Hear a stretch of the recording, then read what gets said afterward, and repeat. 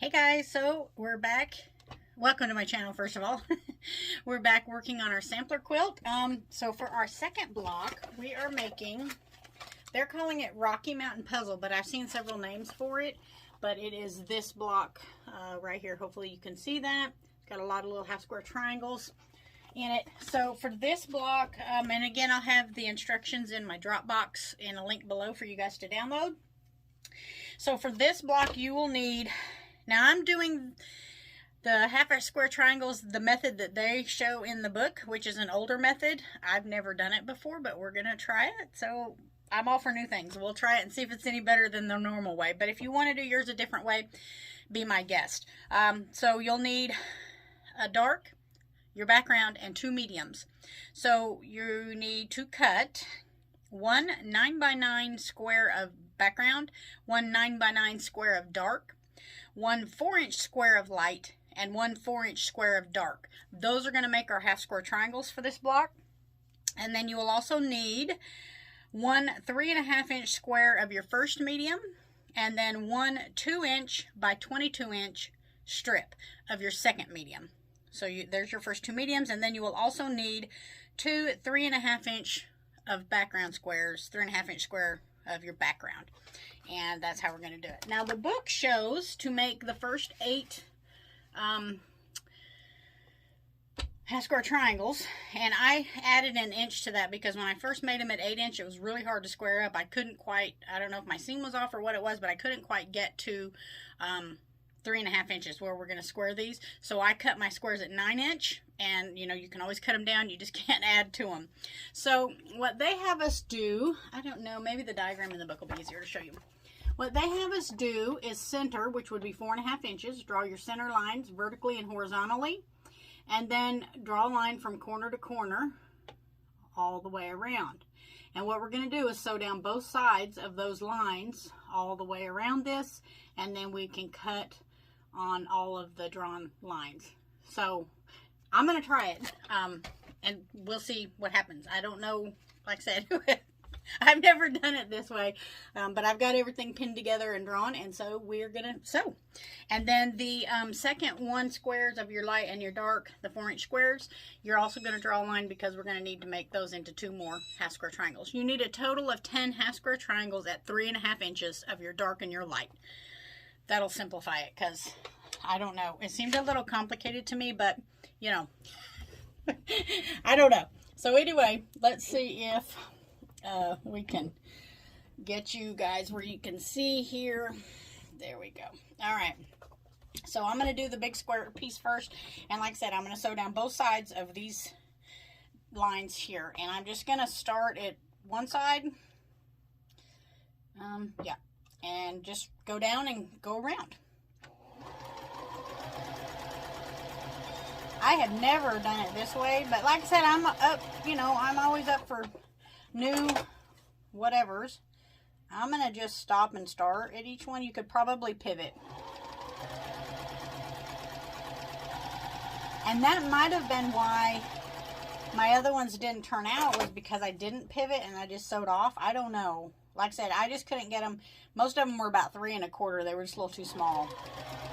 So I thought if I made the big square 1 inch larger, that would give us plenty of room to make sure we could cut these and have them, you know, come out correctly.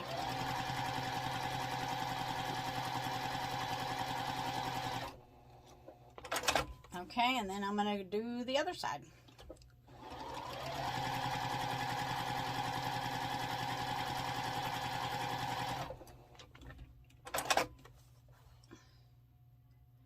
Alright, let me get this sewn. Okay, so I have it all sewn here, so we're going to go over here and we are going to cut these all apart. So I will bring you down here where you can see just a little better. So I went ahead and sewed my single, so we'll get that cut apart.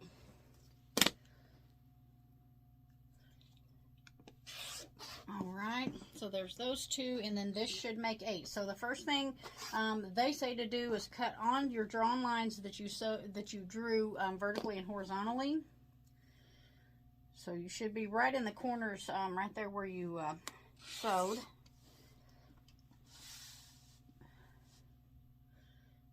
one kind of moved on me, but that's okay. I'll just do it this way. It kind of got, I don't know what happened. I moved it or scooched it or something.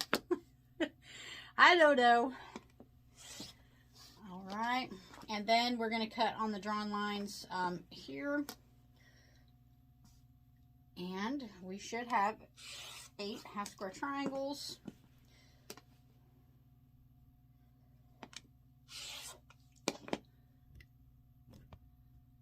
Okay, so you should have all of your half square triangles, and then we are going to trim these down, or square them up, I'm sorry, to 3.5 inches. So whatever squaring method that you prefer to use, I like to use this Quilt in a Day squaring ruler, and so I'm going to use that. And like I said, we are going to trim these to 3.5 inches, and you can see I've got plenty here left over. Like I said, so you could, if your seam was right on, you could try the 8x8 square that the book recommends. But for me, the first time it did not work out, and so I just went ahead and added an inch. Like I said, I would rather just have a little bit of waste and be sure I can get my half square triangles to come out correctly. So let me get these trimmed up. The next thing we need to do is get these pressed open and cut the dog ears off. So I'm going to press everything to the dark side. And it is biased, so be sure not to stretch it. So I'm just going to roll them back. And then I'll come through once I get them all pressed. And I will trim off all these little dog ears there. But then you should have 10 half square triangles. And that includes the one from the large block and the single that we cut the extra 4-inch square for your light and your dark. So you should have all 10 of your half square triangles done. You can just set those aside for the time being. So the next thing we want to work on is the center of our block. So you'll need one of your mediums, the one that you cut 3.5-inch square, I believe it was. Let me double check. Yes, the first one was 3.5 inches square. Sorry, I just wanted to make double sure I was telling you the correct deal. And then your second medium, the strip. And they're calling it a log cabin style, and basically what we're going to do is sew it down one side, trim, sew it down the other side, trim, and just go all the way around and making, putting strips on this block. So if you wanted to cut 2 3.5-inch, sew it onto each side, and then I believe it would be 6.5-inch on these sides. You could do it that way. I'm just doing it the way the book shows, simply because I usually don't follow directions, and I thought it was time I learned how to follow directions. I usually just do my own thing. So anyway, that's what we're fixing to do here. All right, so I've got a little bit of salvage on this, so I'm just gonna put it up just a little bit. We should have plenty to do this, and then so 1/4 inch with them right sides together down one side here.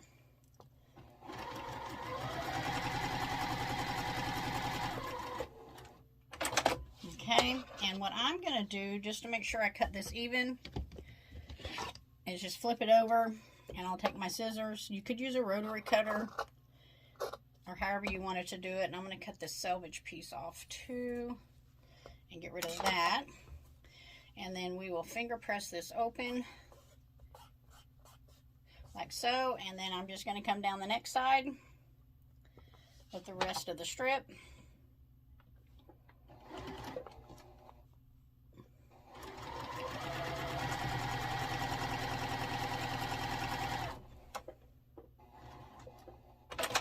And again, turn it over and just cut that. Alright, and we'll press this open. And if you feel more comfortable, if you think you'll get a better fit on this, you absolutely iron these in between. I think this fabric here finger presses pretty good, so I'm good with just finger pressing it. But if you don't finger press it really well and have it pretty flat, when you go to sew your next strip on, it might actually come up just a little bit short. So, whatever you feel more comfortable with there when you're adding these. And like I said, it's just whatever way you want to do it. I'm just following the pattern because, like I said, I normally don't follow a pattern very often. I get the idea, and then I know how I make some things, and I just make them the way I know. So I'm just going to get kind of out of my comfort zone here, and we're just going to try some new things. Because it doesn't hurt to learn a few new things. Okay, and then the last little piece. Oh yeah, you've got plenty. So that 22-inch strip, you've got plenty left over there.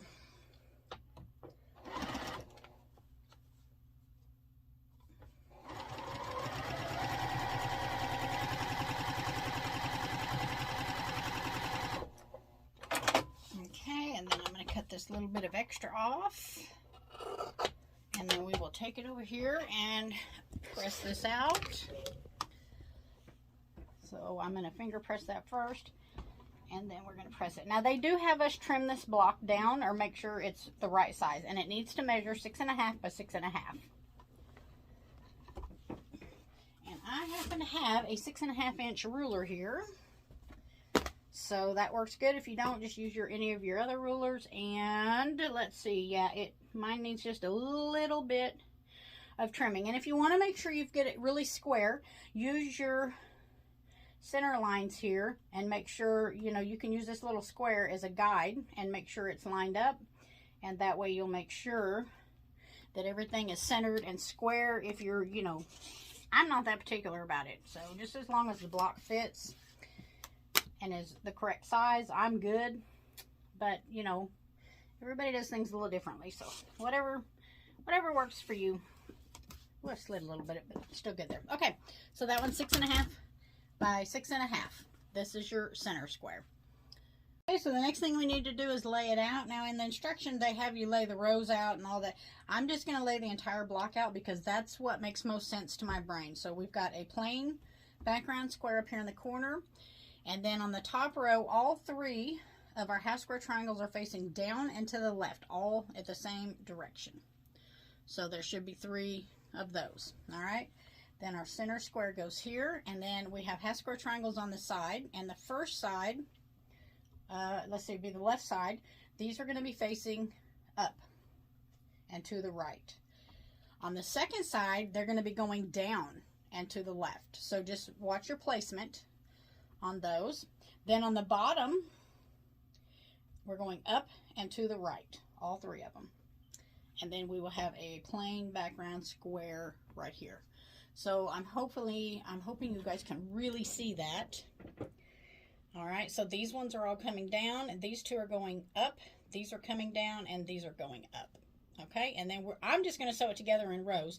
I'm going to sew these 2 together first, then attach them to the center, then sew the row, and then attach the entire block. Okay, so now that we have all this down, so what I'm going to do first is work on this middle section. So I'm going to sew these 2 together first, then these 2 side pieces here and attach them to our center block, and then I'll work on this row and then this row. So let's see if we can get you guys over here to the sewing machine. And so I'm going to bring these over just like they're supposed to be, and then sew them together end to end. So these 2 will go together this way.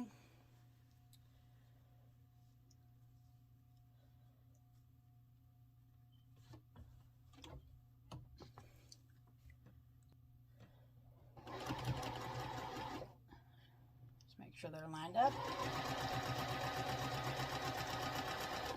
And then these 2 will go together this way.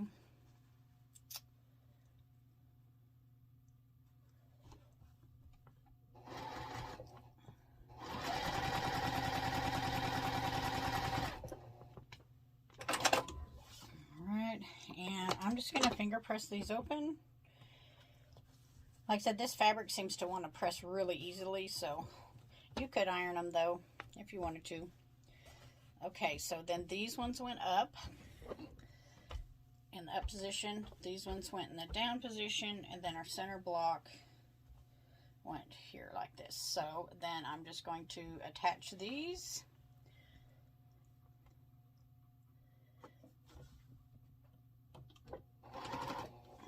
And these half square triangle units should be 6.5 inches. So.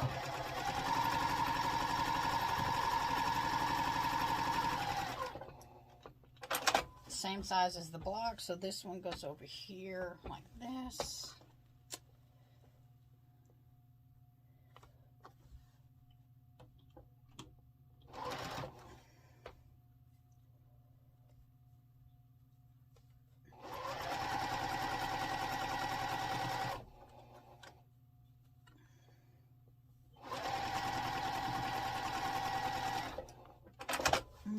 Okay, so then we can finger press these open. And what I'm going to do is lay this back in place over here on my table where I've got my, I think these want to finger press to the inside. Maybe that would be, there we go. Okay, so that unit's done. So I'm just going to put this back in place over here. And then I'm going to bring this top row up here just so that I don't get anything mixed up. And I'm just going to start sewing them together. So this one goes here.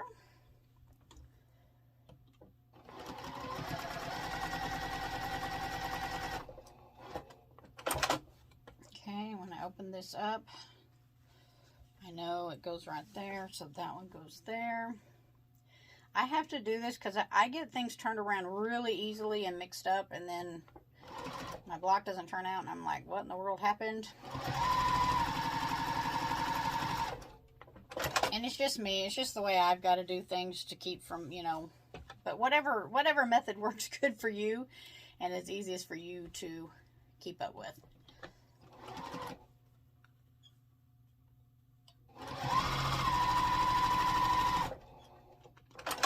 Okay, so those are all on there, so that's the top row, and I'm just going to, these kind of all want to go their own way.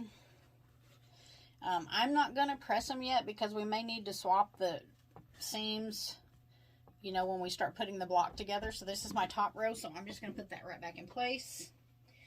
And I'm going to get my bottom row and lay it out here and start sewing these ones together. Normally, I like to press these rows, the seams, because then I feel like I can get the whole block together easier. But in this case, we've got so many and they're going to be going all different directions that I'm going to wait. And then that way, if I need to put a seam a certain direction, it's not already pressed down. It's just me again. I said, you do you. You do whatever works best for you. No quilting police here. I mean, there's so many ways of doing things. I don't know, you know, like I said, everybody has their own way, and everything makes sense to them the way that it makes sense to them, you know, so there's no right or wrong way. All right, so I'm going to lay this back down over here. I know it goes on the bottom of my block, so I just flipped it over. I don't know if you can see, so it goes right there, so I'm going to go right here, and then I'm going to start sewing it together, and our block is almost done. And just match up these seams on the block. And there won't be a center one to match. It can go whatever direction. And then match this one over here.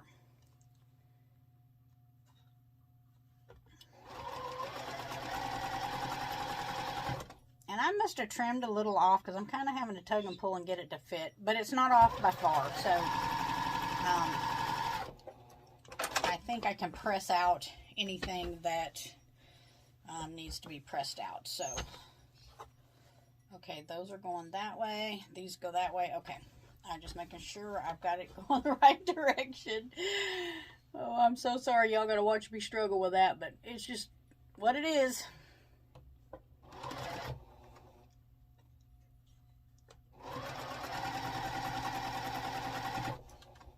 Okay, nothing to match on the center.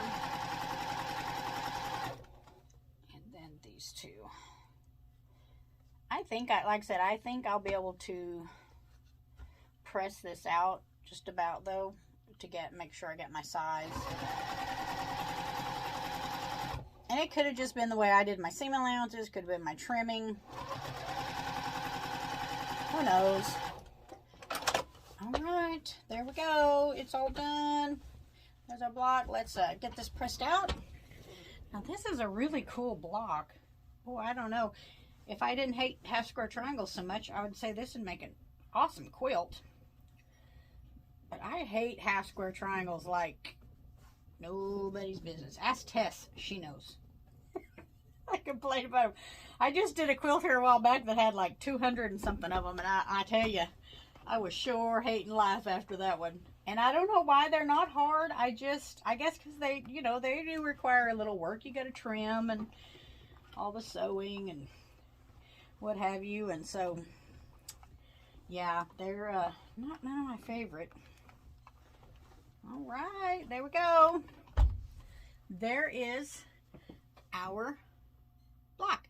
That almost reminds me like of if you did this in Southwest colors, like I don't know, that's what it reminds me of. But boy, that's a neat block. So let me look and see. Was it Rocky Mountain Puzzle?